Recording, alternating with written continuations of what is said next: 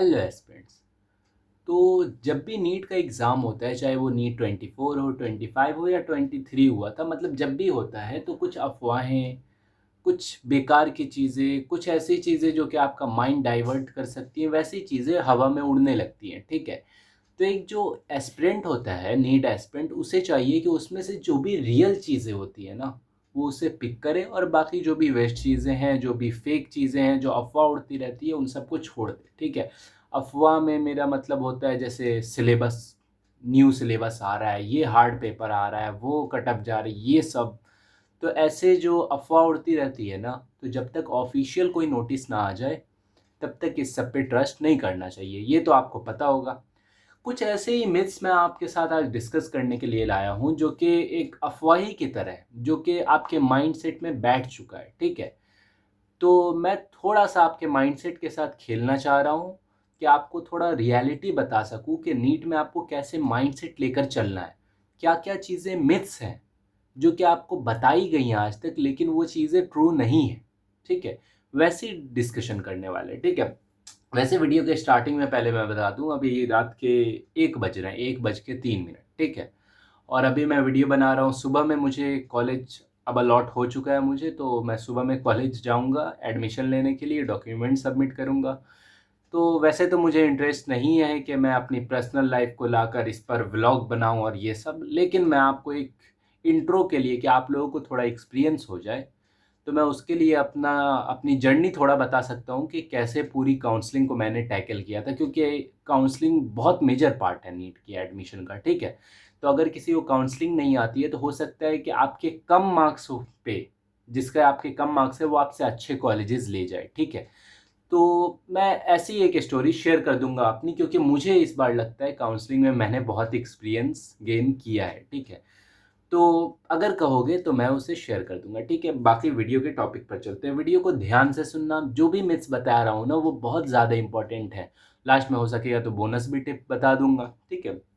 चलो, तो सबसे पहले जो आता है मिथ, वो है कि बहुत सारे नीट एस्पिरेंट क्या सोचते हैं कि 12 घंटे पढ़ना पड़ेगा, 14 घंटे पढ़ना पड़ेगा, 16 घंटे, तब जाकर नीट निकलेगा।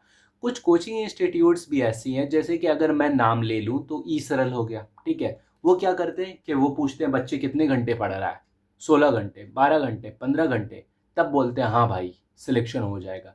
लेकिन मेरा पर्सपेक्टिव क्या है, रियलिटी में क्या होता है कि क्वांटिटी मैटर नहीं करती है कि तुम कितने घंटे पढ़ रहे हो, ठीक है? क्वालिटी मैटर करती है कि तुम कितना, जितना भी पढ़ रहे हो। मैं कितना पढ़ता था, सुबह 7 बजे स्कूल जाता था तो शाम 7 बजे कोचिंग से वापस आता, बीच में 1 घंटे का गैप मिलता था, 1.5 घंटे का, ठीक है? बाकी सेल्फ स्टडी में 6-7 घंटे सेल्फ स्टडी में जाते थे। अब 6-7 घंटे में मैं वो काम कर लेता था जो कि अभी के ड्रॉपर्स 12-13 घंटे में नहीं कर पा रहे हैं। तो इसे कहते हैं quality time, not quantity time. तो कभी भी ये मत देखा करो कि तुमने कितने घंटे पढ़ लिए, ये देखो तुमने उस घंटों में क्या-क्या पढ़ा है, ठीक है? जब तुम इस पर फ़ोकस करने लग जाओगे तो अपने आप को खुद ही इम्प्रूव करने लगोगे। ये माइंडसेट चेंज करो कि क्वांटिटी पे डिपेंड मत रहो, क्वालिटी पे डिपेंड रहो कि क्वालिटी कैसी जा रही है आपकी टाइम की, ठीक है?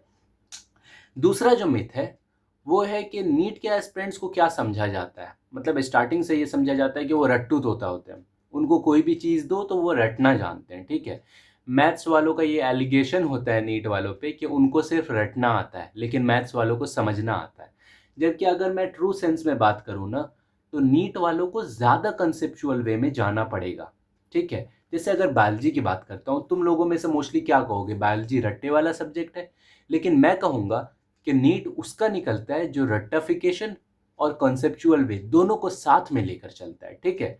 उसका नीट सबसे अच्छे से निकलता है। अब मैं फिज़िक्स कैसे करता था बताता हूँ, ठीक है? फिज़िक्स तुम लोग समझते हो कॉन्सेप्चुअल वे में समझना है, लेकिन मैं क्या करता था, पहले कॉन्सेप्ट समझता था। पहले फ़ॉर्मूला जो है, अगर v इक्वल्स टू u+80, तो ये कहाँ से डिराइव हुआ है? कैसे डिराइव हुआ है? किस चीज़ पर अप्लाई होता है? ये सारी चीज़ें कॉन्सेप्ट वाइज़ समझता था कि क्यों इस पर अप्लाई नहीं हो रहा है, क्यों इस पर अप्लाई हो रहा है। अब उसके बाद फ़ॉर्मूला याद करता था, रट लिया।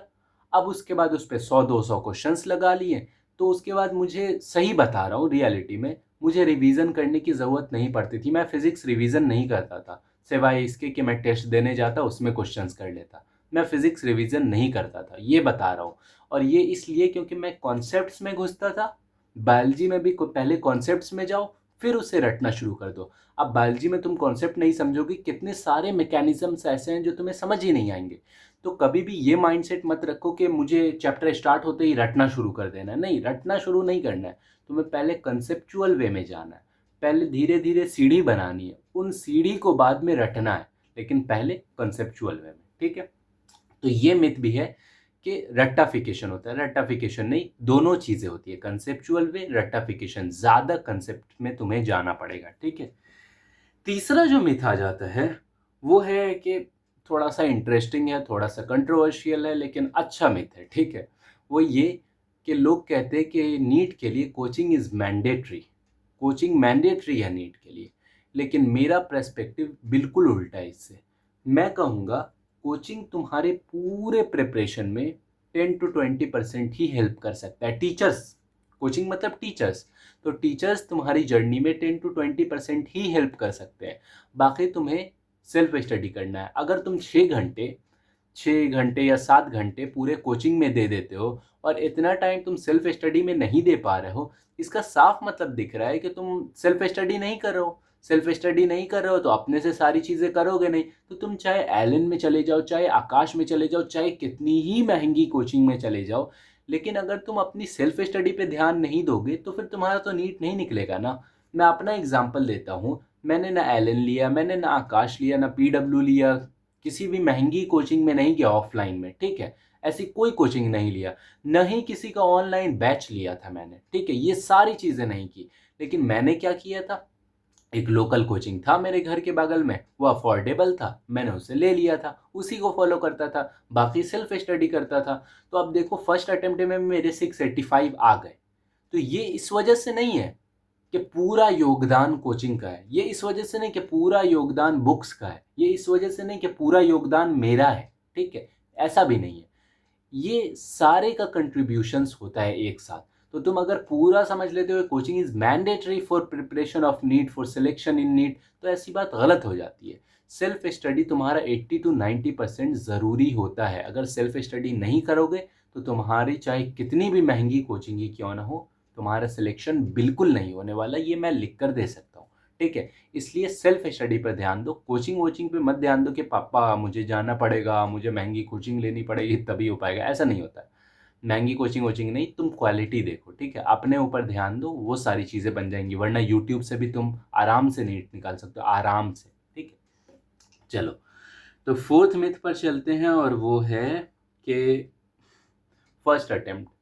लोग कहते हैं कि फर्स्ट अटेम्प्ट में नीट नहीं निकलता। अब मैं क्या बोलूँगा कि मेरे रिलेटिव्स मेरे घर आते, अगर मेरे कोई दोस्त अगर मुझसे मिल जाता जो ड्रॉप कर रहा हो, तो वो मुझसे क्या कहता था कि साले तुम्हारा तो 12th चल रहा है, 12th में मज़े करो, 12th में बोर्ड्स पे ध्यान दो, हो जाएगा तुम्हारा, नेक्स्ट ईयर ले लेना तुम, 1 साल का ड्रॉप सब लेते हैं। ठीक है, लेकिन ये जो माइंडसेट है ना तुम्हारा, वैसे नॉर्थ इंडियंस वालों का, कि ड्रॉप लेना ज़रूरी होता है, ड्रॉप लिए बिना नीट नहीं निकलेगा, ये थोड़ा जो माइंडसेट है अपना चेंज करो। क्योंकि जब तक ये माइंडसेट नहीं चेंज होगा तब तक तुम्हें ड्रॉप लेने की आदत जाएगी ही नहीं।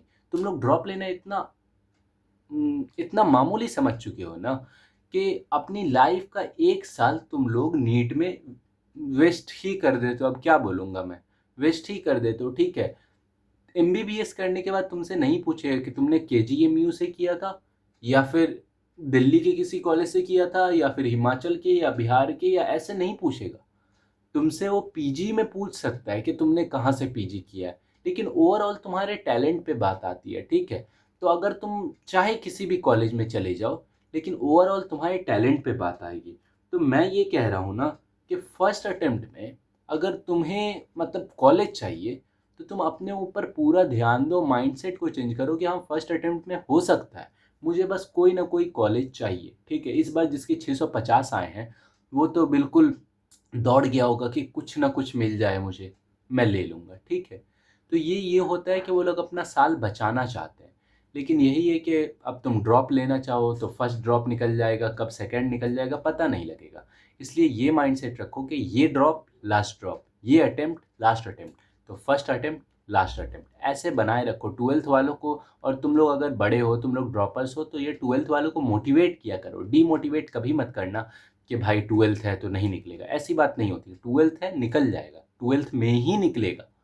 ट्वेल्थ ही टॉपर्स निकालता है, ट्वेल्थ ही टॉपर्स निकालता है। या फिर तुम फर्स्ट ड्रॉपर हो तो फिर टॉपर बन सकते हो, ठीक है। जैसे जैसे ड्रॉप्स बढ़ते जाते हैं तुम्हारा पढ़ने का मन भी थोड़ा सा कम होता जाता है, इसलिए ड्रॉप्स को कम करो, फर्स्ट अटेम्प्ट में निकालने की कोशिश करो, ठीक है। दूसरी बात कि एक और मिथ आता है कि नीट में सारे के सारे क्वेश्चंस ट्रिकी होते हैं, ठीक है, मतलब हार्ड होते हैं, ऐसा समझा जाता है। लेकिन शॉर्ट में बोलूँगा कि नीट के सारे क्वेश्चंस ट्रिकी नहीं होते। 90% ऑफ द क्वेश्चंस ऐसे होते हैं जो कि आप देखो सॉल्व हो जाएगा, ठीक है। इसलिए तो इतना कट ऑफ हाई जा रहा है, ठीक है।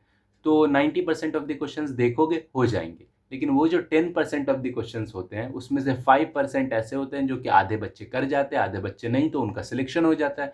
और जो 5% बचते हैं वो टॉपर्स निकालते हैं, वो क्वेश्चंस टॉपर्स निकालते हैं, क्योंकि जो वो क्वेश्चन कर लेता है इसका मतलब कि वो टॉपर बन गया, ठीक है। तो इस वजह से बोल रहा हूँ कि जो सब कर ले रहे हैं उसमें तो गलती करनी ही नहीं है, लेकिन जो सब नहीं कर रहे हैं ना, तुम्हें उसके लिए कुछ स्पेशल करना होगा, ठीक है। वो स्पेशलिटी जब तुम में आ जाएगी तभी तुम टॉपर रैंकर ऐसे बन पाओगे, ठीक है। तो इसलिए ये मत सोचा करो कि सारे के सारे क्वेश्चंस हार्ड आते हैं, नहीं। तुम PYQs करते होगे, तुम्हारे सारे क्वेश्चंस हो जाते होंगे, क्यों हो जाते हैं? क्योंकि इजी क्वेश्चंस आते हैं, एक दो क्वेश्चन नहीं होते हैं, वही तो होते हैं ट्रिकी, वही तो होते हैं रैंक डिसाइडिंग, वही होते हैं मेन क्वेश्चन। इसलिए सारे क्वेश्चंस हार्ड नहीं होते, ठीक है। फिर उसके बाद एक और मिथ बताऊंगा लास्ट में कि लोग कह रहे हैं कि 680 कट ऑफ चला जाएगा, अगले साल 690 चला जाएगा। ऐसी बात नहीं होती, ये भी एक मिथ ही मेरे हिसाब से है। क्योंकि कट ऑफ जो होता है ना वो ऐसे नहीं डिसाइड होता है कि मैं प्रिडिक्ट कर रहा हूँ बैठ के कि हाँ भाई अगले साल का कट ऑफ 650 जाएगा, अगले साल का 630 जाएगा, 680 जाएगा, ऐसे नहीं होता है। कट ऑफ डिसाइड होता है पेपर के लेवल पे, स्टूडेंट्स पे, कि बच्चे कैसा परफॉर्म कर रहे हैं, ठीक है। अब देखो ऑप्शनल क्वेश्चंस हट चुके हैं, अब क्या होगा कि जो बच्चे के हायर मार्क्स आ सकते थे वो भी नहीं आएंगे, तो इससे क्या होगा, कट ऑफ नीचे गिरेगा। सिंपल सी बात है ये। अब जो बच्चे सच में पढ़ने वाले होंगे, जो बच्चे सच में एक बार में क्वेश्चंस कर लेते होंगे, जिनसे कुछ मिस नहीं होता होगा, वही अब आगे आएंगे। तो कहने का मेरा मतलब ये है कि अब जो मुझे दिखाई दे रहा है, मैं बड़ों की नहीं बात करूंगा, वो लोग ज़्यादा एक्सपीरियंस्ड हैं, लेकिन मुझे जो दिखाई दे रहा है वो यही है कि ऑप्शनल क्वेश्चंस हट गए हैं। और अगर नीट 2 राउंड में हो गया, जो भी एक अफवाह ही है, लेकिन अगर हो जाता है तब तो और कट ऑफ लो चला जाएगा, ठीक है। तो कहने का मतलब ये है कि अगर नीट के लेवल तो मीडियम ही रहेगा, हार्ड कभी नहीं आएगा, ठीक है, मीडियम रहेगा। दिक्कत बस ये है कि नीट में जो है ना, मीडियम है लेवल, लेकिन ऑप्शनल क्वेश्चंस अब हट चुके हैं। तो अब जो डिजर्विंग बच्चे होंगे वही आगे आएंगे, तो कट ऑफ फिर से मेरे ख्याल से 630 के आसपास आ जाएगा, मुझे जहाँ तक लगता है। लेकिन अब बड़े एक्सपीरियंस लोग हैं तो वो लोग ज़्यादा जानेंगे, ठीक है। यही सारे कुछ मिथ्स थे, लेकिन एक और एडवांस में मिथ्स बता जाता हूँ कि वो है कि मॉक टेस्ट देना ज़रूरी नहीं है नीट की जर्नी में। ये कुछ लोगों की मान्यता होती है कि पहले हम लोग सिलेबस कर लेते हैं फिर मॉक टेस्ट दे देंगे। ये बहुत ख़राब चीज़ होती है कि तुम लोग सोचते हो पहले आराम से पूरा सिलेबस कर लेते हैं, पहले पूरा फिजिक्स कर लेते हैं फिर मॉक टेस्ट देंगे, ऐसी बात नहीं है। जो चैप्टर पढ़ो उसके मॉक टेस्ट दो, जो चैप्टर पढ़ो उसके मॉक टेस्ट दो। जब तुम टेस्ट दोगे तभी पता चलेगा तुमने जो पढ़ा है वो सही भी पढ़ा है या नहीं पढ़ा है, ठीक है। तो अंधे को कान्हा राजा, मतलब ये कहावत कही जाती है। मैं ये कहना चाह रहा हूँ कि अगर तुम अपने आप को नहीं संभालोगे, अपने आप को नहीं देखोगे कि गलती क्या है, तो फिर उसके बाद तुम्हें लगेगा तुम ही परमात्मा हो, तुम ही सब कुछ हो, ठीक है। ऐसा नहीं होता है। इस मॉक टेस्ट दो, अपनी गलतियाँ देखो, फिर तुम्हें पता चलेगा तुम कितने पानी में हो, ठीक है। इसके लिए तुम्हें मॉक टेस्ट देना पड़ेगा, मॉक टेस्ट देना बहुत ज़रूरी है, ठीक है। ओवरऑल मैं कहूँगा थोड़ा अपने माइंडसेट को चेंज करने की कोशिश करो, थोड़ा सा ये सोचो कि फर्स्ट अटेम्प्ट में हो सकता है। कट ऑफ की टेंशन मत लो, तुम अपने पढ़ने की टेंशन लो। पेपर का लेवल कुछ भी आए, पेपर का पैटर्न कुछ भी आएगा तो तुम्हारे सिलेबस से, अपने सिलेबस को फिनिश करो और ये अटेम्प्ट लास्ट अटेम्प्ट बनाओ, ठीक है। ड्रॉप्स लेना मतलब थोड़ा सा नुकसान ही होगा तुम्हारे लिए। मैं हमेशा से ड्रॉप्स को डिमोट ही करता हूँ, इस वजह से मैं हमेशा यही बोलूँगा कि इस ड्रॉप को लास्ट ड्रॉप बनाओ, इस अटेम्प्ट को लास्ट अटेम्प्ट बनाओ। ट्वेल्थ वाला कोई मिले तो उसे मोटिवेट किया करो, ठीक है। बाकी मैं अगर तुम बोलोगे तो कॉलेज का मैं एक वीडियो डाल दूंगा कि कैसे काउंसलिंग पूरी हुई, कौन सा कॉलेज अलॉट हुआ, वगैरह वगैरह ये डाल दूंगा, ठीक है। बाकी वीडियो में कुछ भी अच्छा लगा हो तो लाइक ज़रूर कर देना। टेलीग्राम चैनल का लिंक होगा डिस्क्रिप्शन में, उसे ज्वाइन कर लेना। और कोई भी डिस्कशन हो, कोई भी डाउट हो, यूट्यूब पर कमेंट कर देना, मैं रिप्लाई कर ही दूंगा, ठीक है। Thank you.